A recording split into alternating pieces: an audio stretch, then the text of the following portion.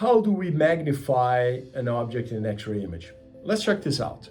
So let's find out how you magnify on an X-ray inspection system. Now, we just recorded a different video showing how X-ray images are created on an X-ray machine. If you haven't seen that one yet, Anthony's gonna put a link here so you can go and check it out.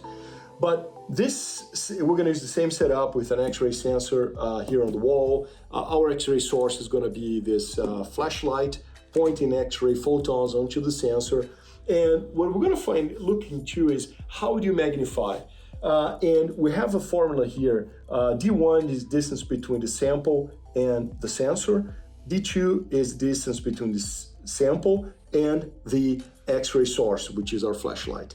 Now, the sample is going to be my hand. And as you can see, as we decrease D1 and we increase D2, the magnification is smaller, right? So the formula here is M, which is magnification, is 1 plus D1 over D2. So as we move my sample closer to the sensor, we lower the magnification. And as we move the sample closer to the source, we increase magnification, right? All the way to the point where I can cover the whole active area of the sensor with the tip of my finger.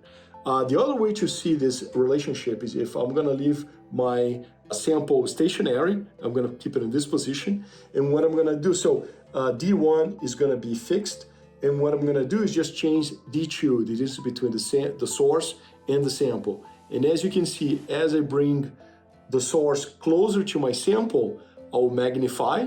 Why? Because D2, the distance between the source and the sample, is in the denominator of that equation. So if I make the denominator smaller, I make the number bigger.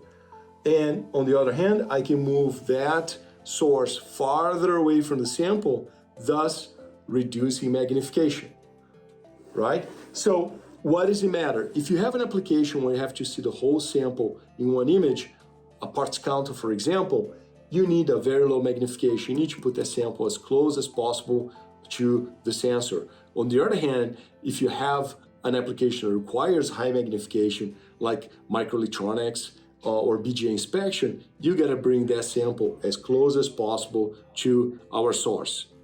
All right, I hope you enjoy this and you were able to clarify how this equation works and how these different parameters play with each other, because they're critical when you're specifying and you are designing an X-ray machine, including where the X-ray source is located and how far from the sensor the sample is gonna be placed.